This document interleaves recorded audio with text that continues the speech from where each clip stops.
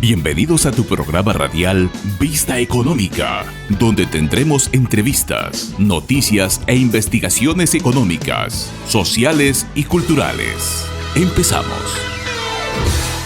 Buenas tardes y bienvenidos a su programa radial Vista Económica, un espacio que surge desde la comunidad universitaria para brindarles a ustedes noticias, entrevistas y notas económicas, sociales y culturales. Queremos agradecer como siempre a la Universidad Nacional de Loja y al colectivo Juventud Independiente por el apoyo en el desarrollo de este programa. Les recordamos que somos retransmitidos por Radio Universitaria 98.5 en la ciudad de Loja, Radio Cumbres 106.9 en las provincias de Cañar y Azuay. También puedes seguirnos en nuestras redes sociales por Programa Radial Vista Económica y CJI Ecuador dentro de la página de Facebook. Buenas tardes, Leonardo, y bienvenido. Roberto, buenas tardes. Bienvenidos y bienvenidas a un programa más. El día de hoy en nuestro segmento Voces Económicas contaremos con el magíster Pablo Ruiz, con quien conversaremos sobre el nuevo gobierno y sus primeros 10 días. Además contaremos con nuestros segmentos Notas Económicas y Más allá de la economía. Bienvenidos y bienvenidas. A continuación presentamos nuestro segmento Voces Económicas. Un espacio de entrevista a los principales actores sociales de la comunidad universitaria y de la localidad, con quienes abordaremos temas de interés económico y político. Buenas tardes, bienvenidos a su espacio Voces Económicas. El día de hoy tenemos como invitado a Pablo Ruiz Aguirre. Él es especialista en políticas públicas y gobiernos por la Universidad de Rotterdam, además doctorando de análisis de discurso y políticas de la Universidad de Barcelona. Actualmente director de la Escuela de Derecho de la Universidad Internacional del Ecuador con sede en Loja y también miembro del grupo Confía. Te damos la bienvenida, Pablo, y quiero arrancar esta entrevista con un tema coyuntural, la posesión de Guillermo Lasso como nuevo presidente. ¿Qué te deja las primeras impresiones de estos primeros días de gobierno y sobre todo su discurso que se comenta pudo haber sido un poco general, apuntando a temas más de derechos generales y no más bien apuntando a situaciones más complicadas como el tema económico y el tema de salud a nivel nacional?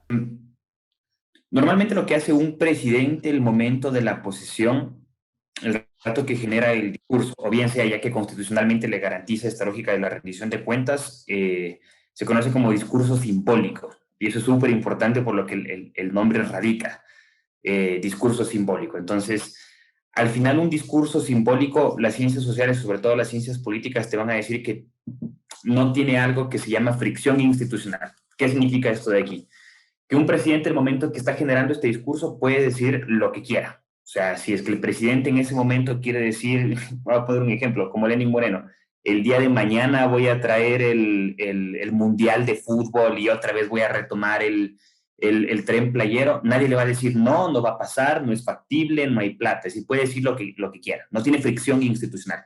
¿Qué sí es fricción institucional? Es el rato que él efectivamente esté, por ejemplo, ya ahorita en la presidencia y mande, estoy inventándome con el ejemplo de la metáfora, la ley para que se implemente el día de mañana el mundial, ¿no es cierto? Como eso no es factible, como eso no es legal, como la asamblea le va a decir, oiga, señor presidente, usted siendo colegislador no puede, coge y le pone un alto. Entonces, ahí hay una fricción, y esa fricción es institucional. Entonces, yo partiría diciendo que, nada, el discurso simbólico del presidente lo que termina siendo es eso, un discurso simbólico que plantea por dónde va a ir la agenda política, aprovechando que no tiene fricción institucional, y topando, yo te diría que en un 50%, ya voy a hacer este ejercicio académico, pero no me he dado el tiempo, un 50% de resonancia cultural purita y lo demás es un poco de lógica de causas y problemas y soluciones. Explico esta parte de aquí. Te habla de cuestiones como, por ejemplo, lo cita Roldós 3 veces, lo termina citando a Kennedy. Eso es jugar dentro del discurso con mitología y eso se llama dentro del discurso también legitimación externa, es decir, yo como Lasso soy Lasso, pero cuando ya lo cito es Roldós hablando de mí. Esta es una práctica muy común en los discursos, sobre todo de América Latina, y que son bastante populistas. Y es al final, si te acuerdas, lo que terminaba haciendo Correa cuando le citaba Eloy Alfaro, el Che Guevara, Tupac Amaru y todas estas cuestiones de acá, ¿no? Entonces, legitimación externa. Ese discurso de ahí, yo diría que el de Lasso tiene un 50% de resonancia cultural de todas estas cosas que terminan utilizando también significantes vacíos, hablando de palabras como libertad, pero no diciendo libertad para qué, o hablando de trabajo, pero no diciendo cómo. Entonces, en ese qué que se envuelve con el discurso simbólico, mezclado con la mitología, yo creo que tiene un 50%. Topa cuestiones, te diría yo, que ideológicamente son muy raras para de donde se supone que viene este presidente. Porque vos le veías 4, 5, 6 meses atrás hablando de cuestiones como seguridad, no sé si te acuerdas, y él hablaba, por ejemplo, de portar armas, y lo decía en la costa.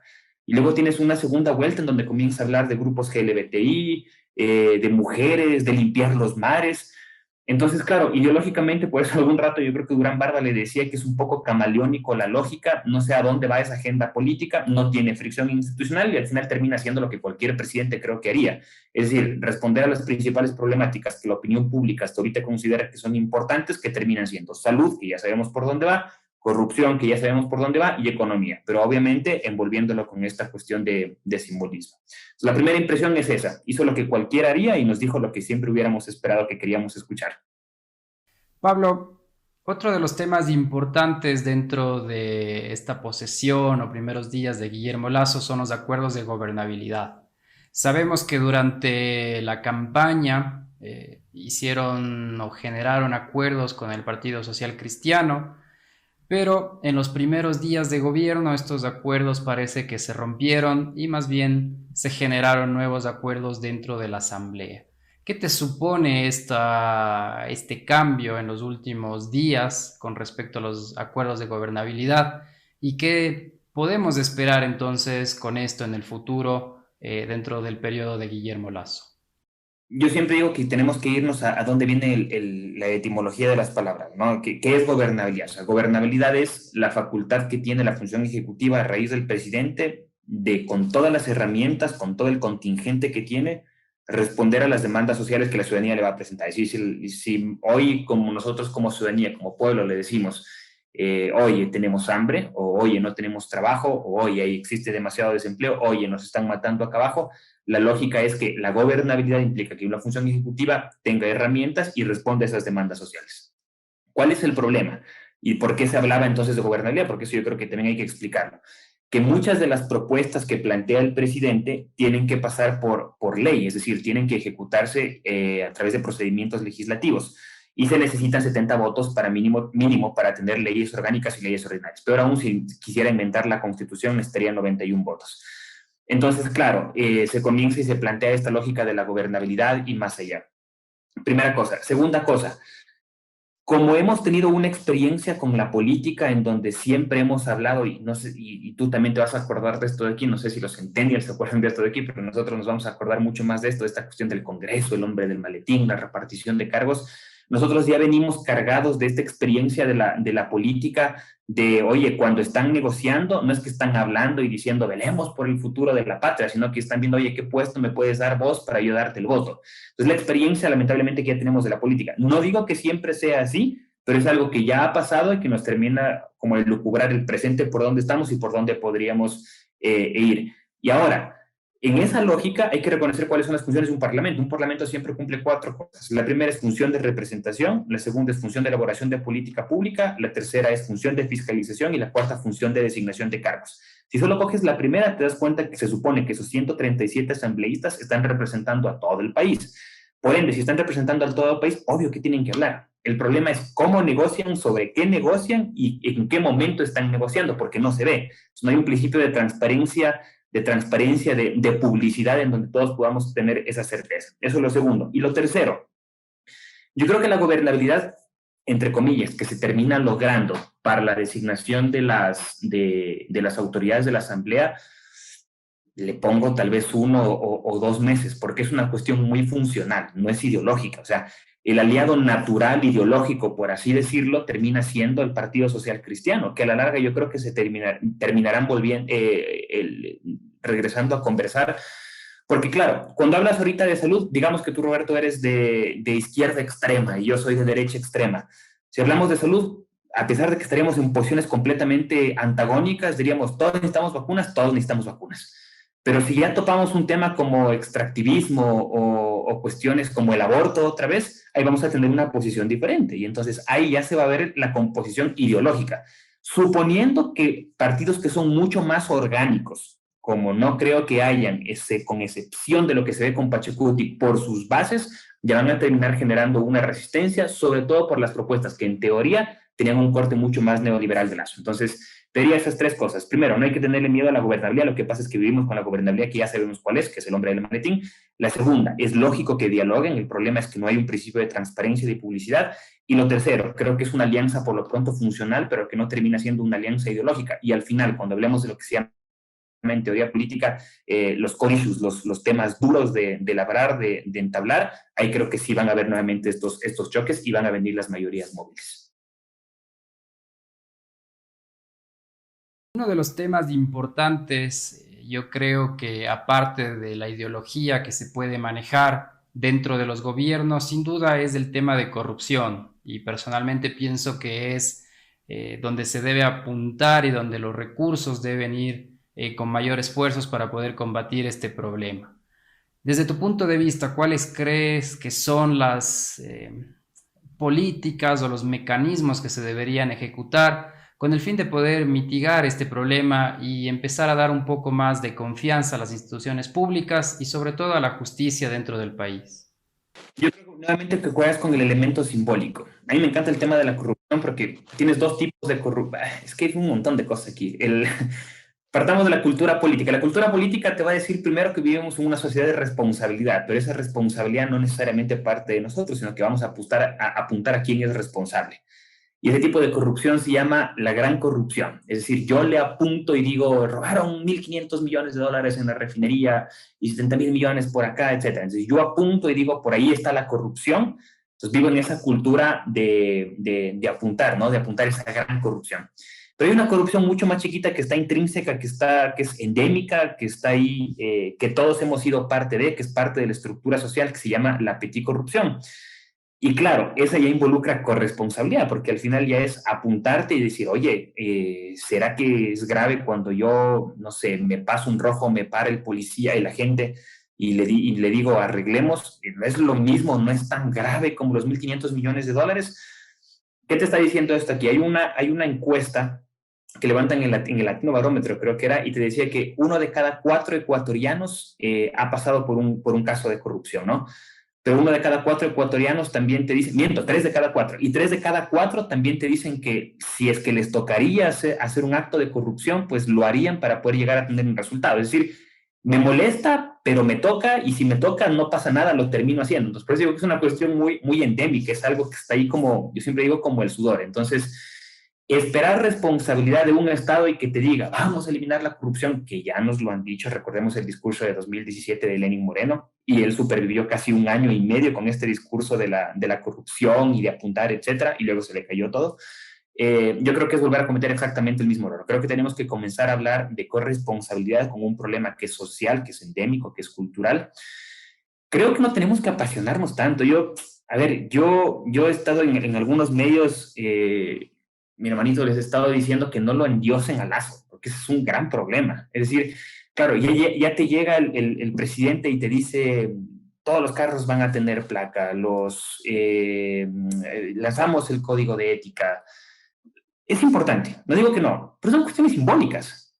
O sea, es nada frente a todo lo que pasa atrás. Y vos ves a los asambleístas diciéndote, acabo de rechazar el uso de la tablet, sí, pero atrás estás aceptando el cargo. O sea, entonces, no, estas cuestiones simbólicas son importantes porque te implantan como esta cuestión de hay esperanza por sobre que algo se pueda hacer diferente. Pero si crees que eso es todo y lo simbólico es todo y no ves que al final termina siendo algo muy superficial realmente para el problema, el hondo del problema que nosotros tenemos acá, yo creo que es algo muy peligroso porque es nuevamente no volverle a darle sustento a principios nuevamente como la transparencia y con la lucha contra la corrupción que realmente vayan a las causas del problema. Entonces, 2 cosas ahí. Tenemos que hablar de corresponsabilidad, apuntar y apuntarnos. Y la segunda, no caer en este juego de las formalidades y el simbolismo. Y lo tercero que te decía, no endiosar porque Lazo se va a equivocar, como cualquier presidente, como cualquiera de nosotros, porque se va a equivocar. Y el hecho de que lo endioses en una semana porque termina generando estos actos que terminan siendo simbólicos, que no digo que no sean importantes, pero terminan siendo simbólicos, el momento en que se equivoque, porque se tiene que equivocar, porque se va a equivocar, nosotros vamos, como vivimos en esta sociedad polarizante, lo vamos a satanizar. Y lo primero que vamos a decir es igual que todos, etcétera, entonces hay que votarle. Entonces, es el gran problema de cuando no tenemos, diría yo, o no hemos madurado políticamente como sociedad, y eso yo creo que es uno de los retos más grandes que tenemos ahí. Uno de los temas que yo siempre abordo, sobre todo cuando estamos conversando con personas dentro de la academia, es el tema de las universidades. Se sigue hablando de esta autonomía que deben brindar a las universidades con el lema de que los estudiantes deben elegir su carrera, no deben ser obligados a estudiar tal vez otras materias, otras carreras que no estaban previstos y que la educación debe ser para todos. Entonces, ¿crees tú que esta autonomía que se está hablando de entregar hacia las universidades va a ayudar a este problema? ¿Cuál crees que es el futuro de la academia de las universidades en este nuevo gobierno? Yo te diría dos cosas porque también soy parte de una universidad. Creo que hay una estandarización de procesos y la estandarización de procesos es importante para todos medirnos, para todos tener calidad. Yo creo que es fundamental tener procesos, tener entes reguladores que te digan, oye, por aquí tenemos que ir. Siempre y cuando los procesos defiendan o midan procesos, pero no definan destinos únicos, por así decirlo, de la cosmovisión de por dónde tenemos que caminar. Entonces, yo estoy de acuerdo en los procesos, estoy de acuerdo en los entes reguladores, no estoy tan de acuerdo en las autonomías, de hecho, de cada universidad, porque hay algo que hay que reconocerle a Correa en el discurso cuando él tenía y venía a implantar justamente esta lógica de los entes reguladores de Cenecid y más allá, que claro que teníamos universidades que literalmente no respondían sino a una lógica netamente empresarial. Las universidades son negocio, o sea, eso no creo que es algo que se oculte. Ahora, que el negocio también contribuye a la parte educativa, que hay que decir las cosas llamadas por su nombre, otra cosa ya es la educación pública. Pero en el caso de las universidades privadas terminan siendo negocio. Eso es lo primero. Entonces yo te diría, no estoy tan de acuerdo con esa autonomía. Yo creo que al final necesitaríamos tener entes reguladores. A mí el CACES me parece fundamental a niveles de acreditación, siempre y cuando no vulneren estos principios de independencia. Te lo digo porque nosotros también hemos trabajado en estos procesos de acreditación y necesitamos procesos que sean normales, que no vulneren seguridad jurídica, que anticipen con tiempo, que sean con las reglas claras. O sea, yo creo que eso sí creo que es fundamental. Eso por una parte desde el punto de vista de acá arriba, de la parte institucional. Ahora, de la parte de aquí abajo, claro, es que el problema no es que la universidad te decía, y esas son las grandes tensiones que vamos a tener con los sistemas educativos. El problema no es que te decían qué carrera tienes que estudiar, lo que pasa es que ya no hay más cupos. Entonces, el hecho que dejes abierto, y esto es sentido como el hecho de que dejes abierto que todo el mundo entre, no implica que el día de mañana vamos a tener, creo que necesitábamos como 10, 15 universidades más. No hay esas universidades y no hay esos cupos. O sea, no va a pasar. No va a pasar. Entonces, ¿qué te permitía regular el examen? Te permitía al menos saber por dónde todos tienen que iniciar. A pesar, y este es el otro gran reto, pero te digo que aquí hay un gran problema, entonces ya te dice, estos son los mínimos para que tú ingreses a la universidad. Entonces ya al menos sabías qué te esperaba. Pero si no tienes una lógica de saber cómo entras a la universidad, sí es riesgoso que vuelvas a entrar con la lógica de antes, que esta lógica de la palancocracia, de consígueme un cupo y más allá. Ahora, es cierto que también el hecho de que tengas un examen, también puedes tener actos de corrupción, etcétera. Ya lo hemos visto cómo se venden los exámenes de Cenecid y más allá. Pero otro gran problema es que la hemos visto en la universidad de un punto de vista aislado, sin mezclar con lo que pasa con la educación media y peor aún, qué pasa con la escuela. Es decir, digamos que te ponen el examen de ingreso. No es lo mismo alguien que haya estudiado en un colegio particular, en escuela particular, con profesores particulares, con cursos de nivelación, que alguien que esté en una ruralidad, que a duras penas ha estado en una escuela fiscal, en un colegio fiscal, que no tiene plata, que le toca trabajar en la tarde y se va a enfrentar exactamente el mismo examen. Entonces, otro gran problema es que no lo hemos visto al sistema educativo de manera general y de una manera holística, y que estamos planteando estas soluciones que son, yo diría, muy superficiales de que todo mundo ingrese, porque el que todo mundo ingrese, si no partimos de las mismas condiciones, viendo incluso la educación primaria, yo creo que al final no termina solucionando, sino agrandando el problema. Entonces, esta no es yo diría que no es una cuestión de ser populistas frente a las soluciones que se dan, sino que hay que aprender a tener una política un poco mucho más real y mucho más holística.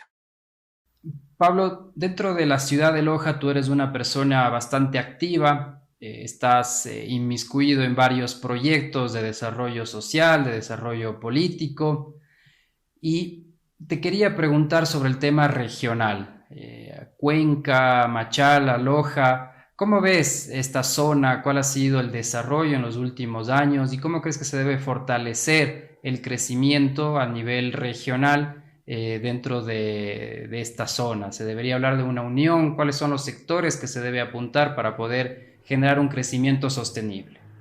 Yo creo que no sé si tanto Cuenca lo sufra porque sí ha sido al final un polo de desarrollo clásico, ¿no? Es decir, tú lees Breve Historia del Ecuador y Enrique Ayala Mora te va a decir, o sea, los tres sectores que al final se terminaron declarando federales, aparte del ojo, obviamente, porque nosotros sabemos como que en la rueda del coche dijimos, vamos a ser federalistas también de independencia, terminaron siendo los tres grandes polos de desarrollo.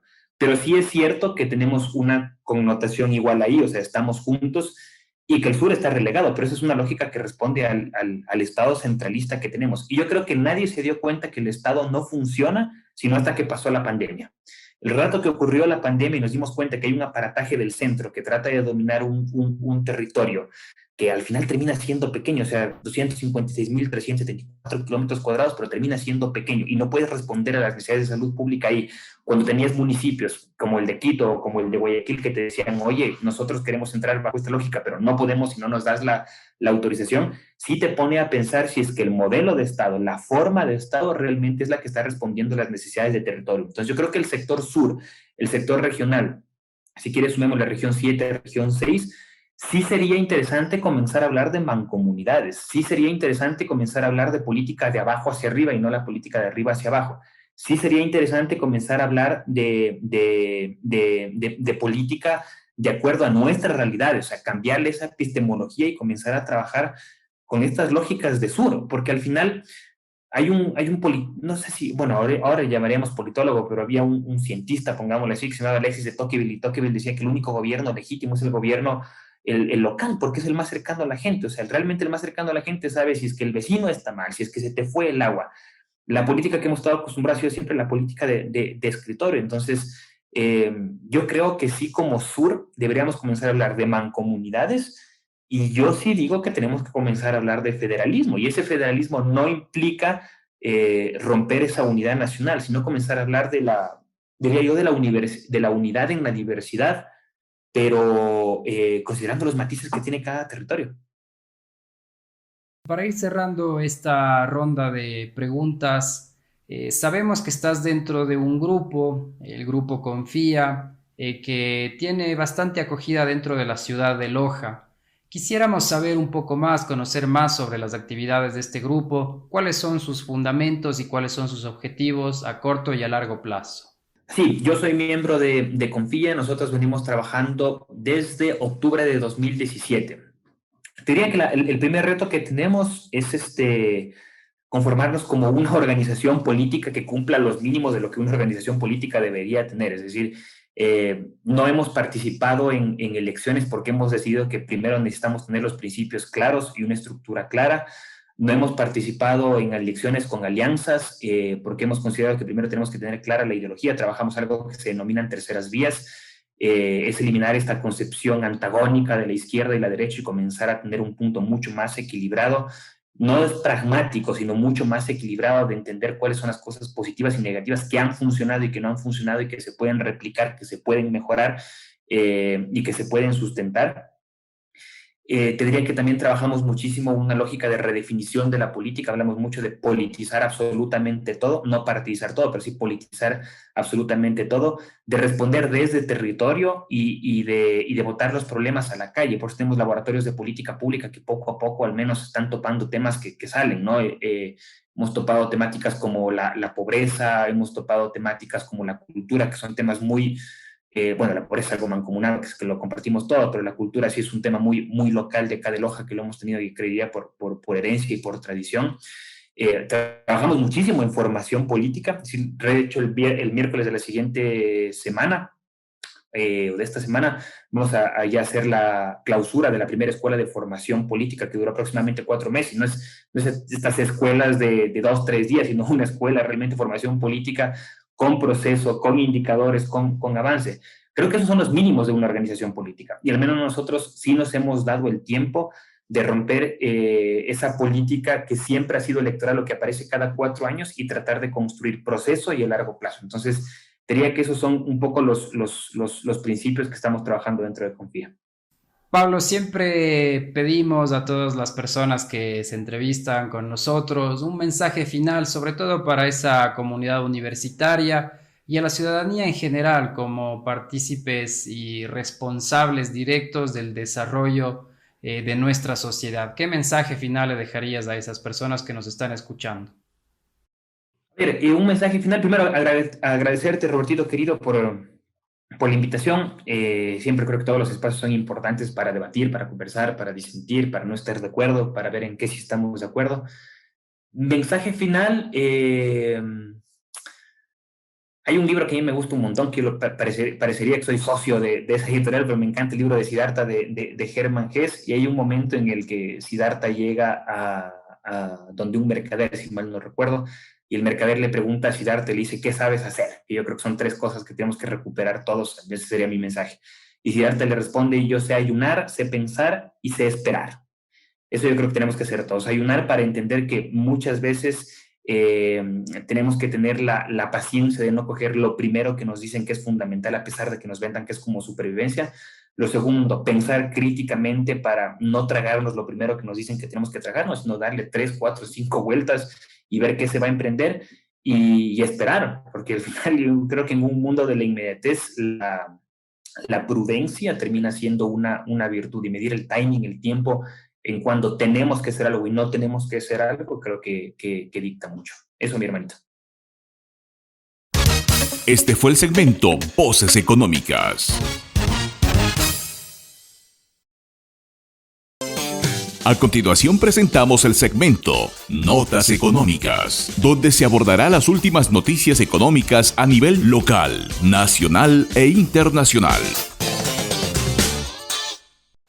Como todos sabemos, Amazon es un gigante portal de comercio electrónico, que poco a poco ha ganado terreno en América Latina. En muchos países del mundo, incluido Ecuador, han usado más para comprar productos y traerlos desde el exterior. Pero la plataforma digital también tiene otra vía comercial. Sirve como un canal para que las empresas puedan vender en el extranjero, es decir, es una oportunidad para que ellos puedan exportar. Javier Rosero, centro universitario y especialista en comercio exterior, indica que Amazon no tenía abierta la posibilidad para que los productos salgan desde el Ecuador. Dentro de la lista de naciones que pueden vender a través de Amazon está Ecuador, y últimamente que fue considerado Uruguay. En definitiva, las expectativas en Ecuador son altas, que se supone que es una oportunidad para el desarrollo y proyección internacional para las empresas de nuestro país. Notas Económicas. ¿Conoces el término pobreza menstrual? Se entiende como la falta al acceso a los productos sanitarios, al igual que la educación acerca de la salud menstrual e infraestructura para gestión de los desechos. Esto es un problema que se observa como un tabú, de lo cual no se habla mucho en Latinoamérica. El 28 de mayo, Día Mundial de la Salud Menstrual, es la oportunidad perfecta para hablar sobre los problemas que genera la falta de educación sobre el tema y la importancia que tiene en la vida de quienes atraviesan su ciclo menstrual. Rosana Viteri, directora del Plan Internacional Ecuador, expresa que la pobreza menstrual es derivada de la pobreza económica, a lo cual añadió: las desigualdades sociales que existen en el país provocan que muchas niñas y adolescentes que no cuentan con los recursos necesarios gestionen su menstruación con métodos no adecuados o incluso peor, no puedan gestionarla y su vida se vea afectada. Por ejemplo, dejando de asistir a la escuela. De acuerdo al Plan Internacional, en Ecuador se calcula que las mujeres gastan un promedio de $42 solo en toallas sanitarias al año, un costo alto especialmente en aquellas familias con ingresos básicos y en las que hay más de 2 mujeres. Este panorama es aún más preocupante en Venezuela, ya que el precio de un paquete de toallas sanitarias puede superar la 1/4 parte de un salario mínimo. Según datos recabados por Plan Internacional, en América Latina y el Caribe, el costo promedio de un paquete de toallas higiénicas de 10 unidades es de $1.87. Este insumo equipara en precio a otros productos alimenticios como víveres y enlatados, lo cual coloca a las niñas, adolescentes y jóvenes mujeres en condiciones vulnerables a tener que escoger entre comprar alimentos o adquirir toallas sanitarias. Notas económicas. Gobierno ecuatoriano presenta cronograma de vacunación. Adolescentes, jóvenes y adultos ya tienen fecha para vacunación en Ecuador. El Ministerio de Salud Pública emitió un cronograma para el plan vacunarse 9/100. En el documento se incluye la población de 16 a 49 años. La cartera de Estado especificó que el proceso será del 15 de junio al 15 de julio del 2021. En este tiempo se dará prioridad a las personas con alguna enfermedad catastrófica, discapacidad y en condiciones graves. En el transcurso de este mes también se inmunizará a las personas de 50 a 64 años, del 15 de julio al 30 de agosto del 2021. Entran en esta fase de vacunación extranjeros radicados en Ecuador, mientras que las personas que no han obtenido la dosis en las fases anteriores serán vacunadas del 1 al 5 de septiembre.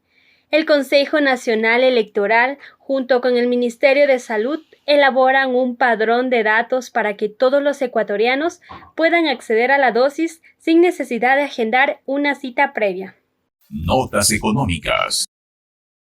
Según Diario El Universo, ha existido una fuerte demanda de computadoras por teletrabajo y estudios en casa.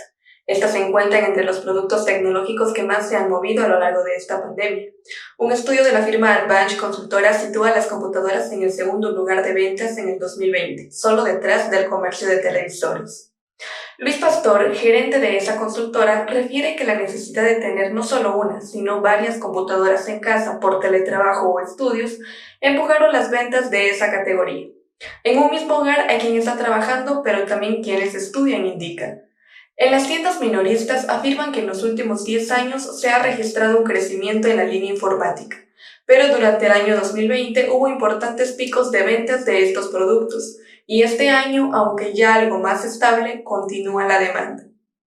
Una gran parte de las computadoras que se venden en el mercado de Ecuador pertenecen a marcas multinacionales y vienen principalmente de China y Estados Unidos. Otra cuota menor viene de marcas ensambladas localmente que luchan para obtener una tajada de las ventas. Las importaciones reflejan la dinámica que hubo en medio de la pandemia, pues según cifras del Servicio Nacional de Aduanas, SENAI, la importación de computadoras alcanzó en el 2020 los 240.44 millones, es decir, creció un 62.3% frente a los 148.10 millones del 2019. En definitiva, uno de los desafíos que enfrentan ahora los ensambladores locales es la escasez de materia prima. En medio de esa fuerte demanda, las grandes multinacionales tienen prioridad en el abastecimiento. Notas económicas. Presentamos el segmento Más allá de la economía, donde trataremos las últimas tendencias en deportes, cultura, arte, educación, entretenimiento, salud y política. ¿Sabías que Cuba es el primer país latinoamericano en aplicar su propia vacuna contra el COVID-19 a sus habitantes? Así es, desde mediados de mayo de 2021 la isla comenzó una operación llamada Intervención Sanitaria, en la que planea vacunar de forma masiva a la población con 2 de las dosis que los científicos cubanos han estado trabajando desde inicios de la pandemia, con el fin de salvaguardar la salud de las personas que están en primera fila y los más vulnerables al COVID-19. Desde marzo se empezó a inocular al personal de salud y grupos de riesgo de su capital, La Habana, y otras provincias más. Sin duda, es una interesante forma de vacunación dentro del continente americano. Pero, ¿de qué vacuna se trata y cuántas personas han sido intervenidas hasta la actualidad? Se trata de la Soberana 2 y la Abdalá. Según datos de medios oficiales, hasta la actualidad más de 1 millón de cubanos, es decir, casi el 10% de la población, habían recibido al menos una de las 3 dosis que se requieren. Dentro de este proceso existe una irregularidad, y esta tiene que ver con que las vacunas cubanas aún no han sido aprobadas por organismos o agencias reguladoras. Pero, ¿cuál es la explicación para esta particularidad? Pues Cuba, por motivos no esclarecidos, decidió no participar del mecanismo COVAX, que busca llevar las vacunas aprobadas internacionalmente a naciones más pobres. ni negoció dosis con sus aliados políticos Rusia y China, lo que lo ha llevado a ser uno de los últimos países de la región en comenzar a inocular a su población contra el COVID-19. Sin embargo, ha sido el primero en América Latina en utilizar una dosis producida a nivel nacional contra el coronavirus. Es también el primer país del continente en el que se aplica a la población una vacuna que todavía no lo es. Y es que Soberana 2 y Abdalá, producidas por el Instituto Finlay y el Centro de Ingeniería Genética y Biotecnología, han comenzado a utilizarse sin que hayan sido aprobadas y registradas por una agencia reguladora. Por lo tanto, no cuentan siquiera con una autorización de emergencia y no se conocen datos de su efectividad ni resultados en la última fase de estudios clínicos. Expertos internacionales, por su lado, consultados por la Organización Panamericana de la Salud, OPS, señalan que si bien Cuba cuenta con una amplia experiencia en la fabricación de vacunas y que cada país tiene la decisión soberana de tomar este tipo de medidas, se trata de una decisión arriesgada. El Ministerio de Salud indicó que desde mediados del mes la intervención sanitaria se haría masiva y que se proyectaba vacunar al 70% de la población para agosto. Según informó el titular del sector, la decisión obedecía a la seguridad e inmunogenicidad que habían demostrado las dosis y a su vez a la compleja situación epidemiológica del país. El Ministerio de Salud Pública ha decidido aprobar esta intervención sanitaria en grupos y territorios de riesgo, de carácter temporal, hasta tener la autorización de SECMED, que es la autoridad reguladora de medicamentos en Cuba para su uso masivo. Ahora, la aplicación de las vacunas seguirá su proceso de la manera más eficiente para llegar al ansiado objetivo de inmunizar a la población. De la misma manera, es relevante mencionar ¿cuáles han sido las principales consecuencias de la pandemia en Cuba? Pues la isla, que a principios mantuvo contenido el virus por la pandemia, ha vivido en los últimos meses una notable escalada de casos y muertes. Las cifras oficiales dan cuenta de más de 136.000 contagios y 917 fallecidos, aunque grupos de la sociedad civil disputan esa última cifra. Según Portal, la actual inoculación masiva que realizan tendría más beneficios que riesgos y debería conllevar a una disminución de enfermos y fallecidos en fechas venideras, lo que permitiría un retorno gradual a las actividades sociales y económicas en todo el territorio nacional. Con el turismo prácticamente paralizado, el coronavirus ha tenido un profundo impacto en la vida económica y social de la isla, a lo que se le ha unido también la emergencia de una creciente inflación, apagones, escasez de comida, medicamentos y productos básicos. Más allá de la economía. De esta manera llegamos al final de nuestro programa. Quiero agradecer a todos los estudiantes de la carrera de Economía de la Universidad Nacional de Loja por haber participado en los diferentes segmentos de este programa. Agradecer también a las personas que nos siguen por las diferentes emisoras y a través de nuestras redes sociales en CJI Ecuador y programa radial Vista Econo. A continuación, Leonardo, con el cierre del programa. Conmigo, muy buenas tardes. Gracias, estimado Roberto. De nuestra conversación con Pablo, nos quedamos con algunas reflexiones, entre ellas que el Ecuador ha venido haciendo un buen trabajo, a lo menos en la parte mediática. Sin embargo, esto tiene que estar acompañado de obras. Y esto no solamente está dirigido al Ejecutivo, sino también al Legislativo. Es hora de todos unir fuerzas para sacar al Ecuador adelante. Dejemos un poco de lado el estado de opinión y ahora sí, garanticemos un verdadero Estado de Derecho, brindando seguridad jurídica a todos y todas las ecuatorianos. Agradecemos a la Universidad Nacional de Loja, a la Corporación Juventud Independiente, a Radio Universitaria en la ciudad de Loja, a Radio Cumbres en Azuay Cañar por retransmitir este programa. Les esperamos la próxima semana. Aquí termina el programa de esta semana.